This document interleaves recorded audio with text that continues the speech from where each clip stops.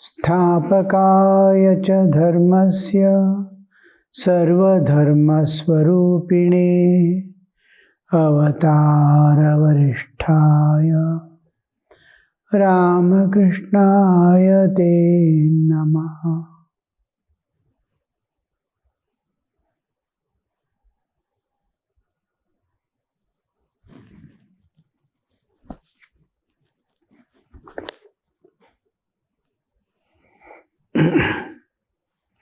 Trailokya.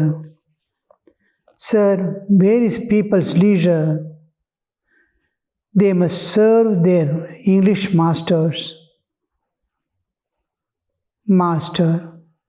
Well then, give God the power of attorney. If a man entrusts his affairs to a good person, will the latter do him any harm? With all the sincerity of your heart, resign yourself to God and drive all your worries out of your mind. Do whatever duties He has assigned to you. The kitten does not have a calculating mind. It only cries meow, meow. It lies in the kitchen contentedly if the mother cat leaves it there and only calls the mother crying meow, meow. It has the same feeling of contentment when the mother cat puts it on the soft bed of the master of the house. It only cries for mother. Trailokya is asking questions. Ramakrishna is telling people shed potful of tears for the sake of their own wife and children, for their relatives and friends who are dear to him, while who cries for God. In the reference to that, Trailokya is asking the question, Sir, where is the people's leisure? They must serve their master, English masters.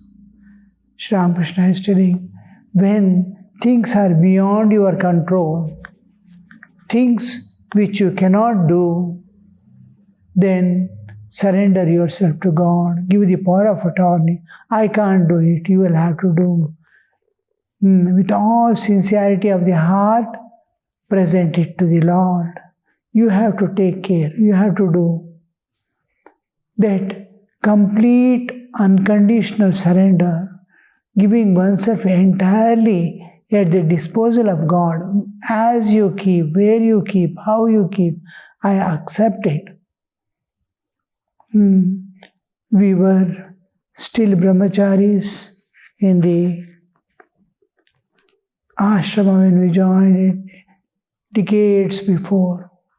All senior swamis, they were a kind of different type of elders who were masters themselves and were extremely kind and considerate towards the people who come. And lovingly they would guide every step of ours. And because they are themselves masters, they are master of themselves. So they need not struggle to balance their inner life and external life. So much of activities go on, each institution. Some have hospitals, some have, in Chennai also, publication was there. All schools under the one mutt itself had a hospital, there is dispensary, school, hostel, so many things. And all the people they have to manage and the brahmacharis have to manage. Never did they allow us to get disturbed by any situation of life. And the dependence on God, for everything refer to God, refer to God, refer to God. Because huge responsibilities, huge things used to be given. We had to go far away to villages to serve people, and which is not commonly is suddenly they will ask to go and give a lecture. Suddenly they will ask, go and take that responsibility. Floods are there, cyclone is there.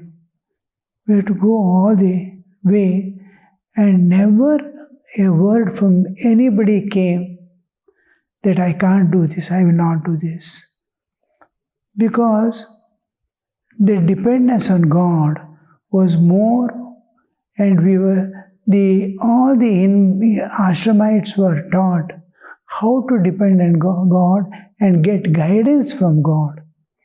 Don't depend on your intellect, don't depend on your tendencies, vasanas. Vasanas will be always trying to find a cozy place where it can take a shelter and spend their life. They're taking up hardship, acceptance of challenges, facing the difficulties. It's all lost because of the lack of tapasya. So, this constant struggle. But everyone succeeded in every path. And unknown path, unknown things. Now, when I was there in Chennai, I was asked to speak to people in Tamil, which was an unknown language for us. Some rare words we had heard. But within 15 days to 1 month, we were able to converse with the people because of the dependence on nature and God. Nothing we felt impossible or difficult. Here, where is the time? How much of time we have, how much of time we waste? Where is the leisure?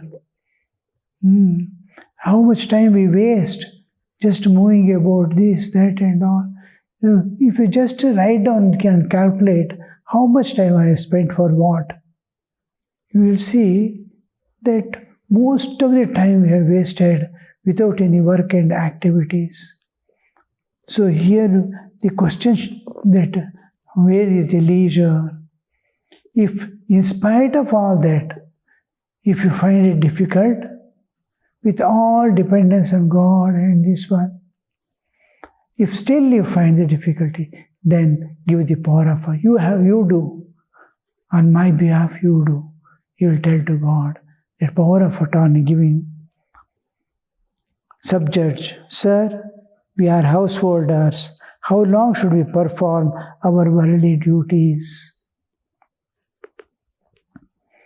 Master, similar question.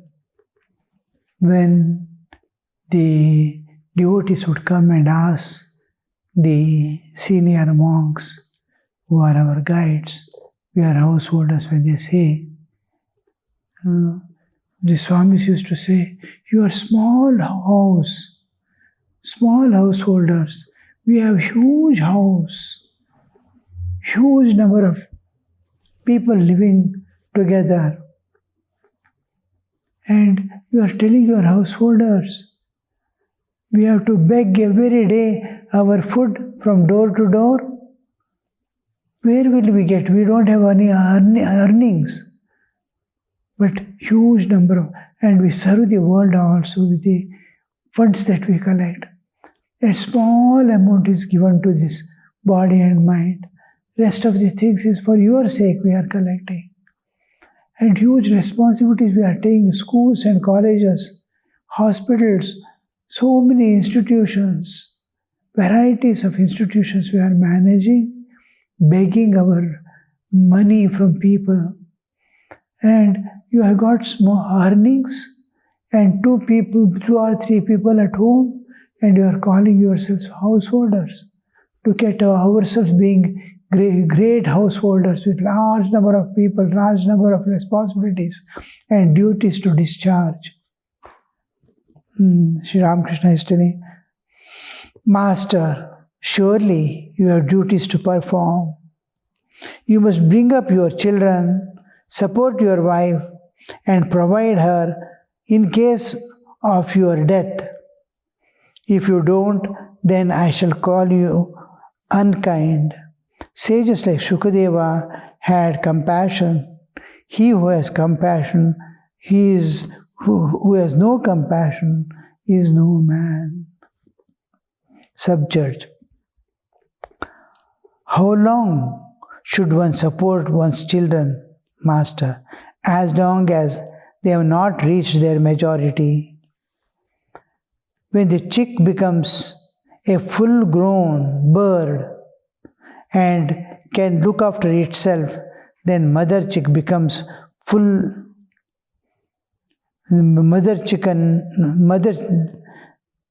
the mother bird pecks it and does not allow it to come near. Oh love. We can see this sign. The birds in the nest, how they'll be eagerly lying after the egg breaks and the small chicks come out. Chick, chick, chick sound they'll be making, and mother runs here, there to pick up the food. It brings in the mouth, in its beak, and puts in the beak of the young ones. And how they, as soon as mother comes flying, how eager the chicks are to take that food from the mother. And mother divides with her own beak properly and puts that 4 or 5 or 3 or 2 chicks are there in the nest. And as they grow, their life can be anything. Suppose it's a crow and parrot. They live for about 80 years, 90 years. So chicks, when they grow sufficiently, they are able to, once they beat the wings, a day comes when mother pushes it out from the nest. It flies to fall down. And how they beat the wings and land on the ground, so beautiful to see. After that, it's gone. It never allows. To bring it back to the nest, it is not so easy climbing. It has to struggle here, there. And after a day or two, it will be able to again recognize and somehow climb back to the nest again. And a few days, that's all. After that, it gets the strength and courage to pick up the food from the ground and eat itself. After that, mother never worries about it. The same thing happens in the animal life also. The animals, all the small young ones, when they are able to move and find its food, the mother never bothers anymore. Till the children stand on their leg, the parents have responsibility and to discharge and take care, make them perfect individuals and make them stand on their own legs and wash off their hands. Give themselves completely after that to their spiritual practices and attainment of God. Subject. What is the householder's duty to his wife? Master, almost all people ask this question. Same questions repeat. Master, you should give her spiritual advice and support her during the lifetime and provide for her livelihood after your death.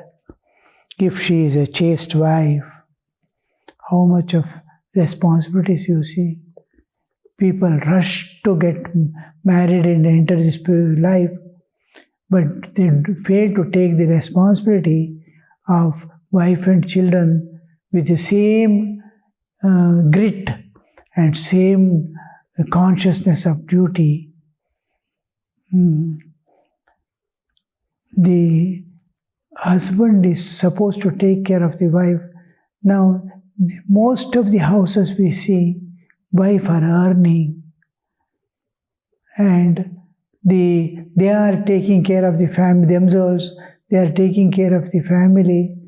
Sometimes husbands do not have job, and they maintain. How the social conditions change. Who has to take care of whom? Later on, they try to depend upon the children's earnings. When the trend changes, the whole thing changes. Master, you should give a spiritual advice. Means the husband is supposed to have a read and learned person who knows the secrets of spiritual life and need of spiritual life to independently guide a family member into the spiritual world. How much of knowledgeable that person must be, and how much pure must be his character and his whole life. So that is something exemplary. To give a spiritual advice, the person must be spiritually well established in spiritual life and must have cultivated so many virtues that they are able to exhibit it consciously for others to pick it up. But if you are intoxicated with the knowledge of God, then you know you have no more duties to perform. Once you are intoxicated with divine thought, that is ecstatic love of God, you are not able to take care of yourself, then nothing to worry. God takes care of such a person. Then God Himself will think about your morrow. If you yourself cannot do so, how to spend the next day, where to earn, how to live, all will be taken care. God Himself will think about your family if you are intoxicated with Him. When we left our home and hearth, small doubts will remain. Am I doing injustice to parents? What will they do in case of emergency? The thought is removed by somehow. The God removes that thought through some learned people, wise people, the agragamis in the social structure, the forerunners. They will tell, once you renounce for God, the whole thing is taken care. All your duties and responsibilities are taken care by the Lord. Suppose even later, many of the people, they are not able to leave the home and hearth at a later life also. But there are some, according to the Hindu customs, maybe a few think of renouncing the world at the ripe old age and to totally depend on God and live in a comfortable place where the spiritual practices can be done safely. So they renounce and go. If a grown-up girl is there who is not yet married, God has to take the responsibility. If there are loans to be paid, that will be taken care by the Lord. The total giving, unconditional giving, heartily, thinking this is enough, not because of the pains or suffering in the world, but out of love for God, out of love for humanity, out of one's own evolution, seeking the evolution. If one renounces for love of God, love of humanity, then there's nothing to worry. So also a householder, if he is able to renounce even at the later age, it is welcome. Because brahmacharya, garyastya, vanaprastha and sannyasa. Sannyasa is a part of the life after all things are over of the world, including vanaprastha, total dependence on nature, and then finally the sannyasa.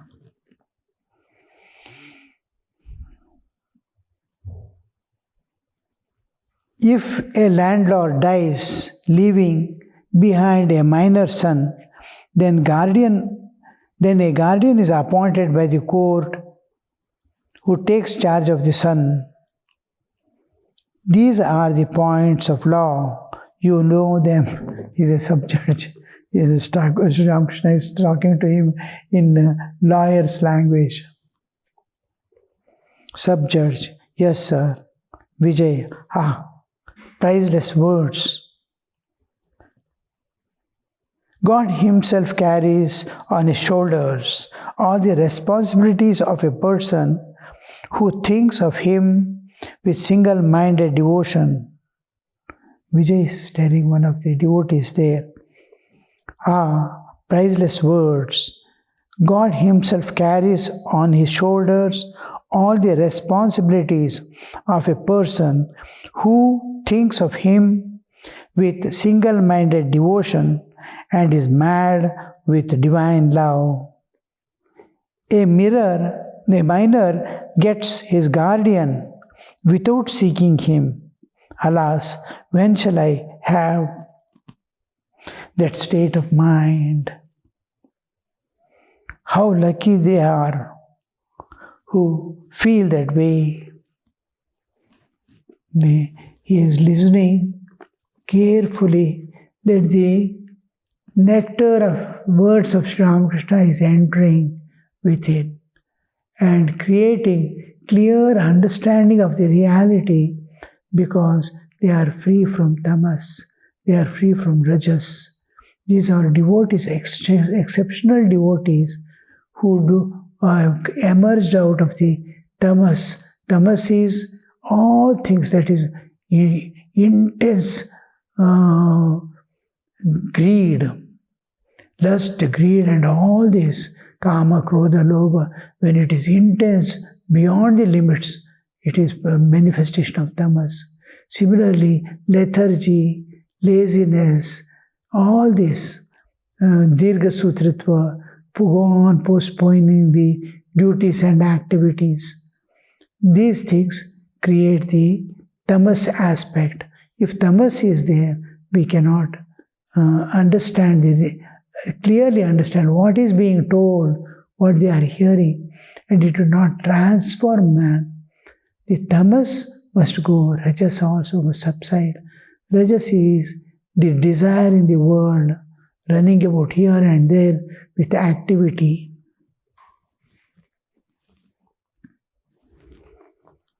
Trailokya, is it ever possible, sir, to have true knowledge of God by living in the world? Can one realize God here? Master, with a smile, why do you worry? You are enjoying both treacle and refined sugar, all love. You are living in the world with your mind on God. Trailokya, Sri Ramakrishna is telling. Is not that true? Why should not a man realize God in the world? Certainly he can. He is directly telling to him, how is, you see, you are living in the world with your mind in God. The mind is kept in God and is living in the world. What kind of man he could be? all the duties and responsibilities, dangers forthcoming. Old age will come, diseases will come, calamities will happen in the family. With all that, constantly keeping the mind on God and looking at the whole life as a passing event. Trailokya. What are the signs of a householder having attained knowledge? Jnana. Jnana here doesn't mean, knowledge doesn't mean the supreme knowledge of realization, enlightenment. It is not the knowledge of enlightenment. Here, the term used in Bengali and Indian languages is jnana. Jnana as the supreme jnana, Brahma jnana, Atma jnana. And generally when we say jnana, knowledge, it means the working knowledge, that is which is making him look upon the world as just passing events and not get disturbed. Jnana is what is buddhi, in which Viveka has entered. He is able to discriminate between the eternal and temporary. He is able to distinguish between good and bad, right and wrong. The nitya vastu viveka, that he is able to cultivate dispassion towards the world. He is able to have self-control. All this is jnana, the working knowledge. The absolute knowledge after realizing God, after enlightenment, is different. Here generally the knowledge that is making him turn his torch towards the God. All through his torch was turned towards the world, seeking enjoyments and possessions. Now it is turned towards the God. Om Shanti Shanti Shanti Hari Om Tat Sat Shri Ramakrishna Arpanamastu.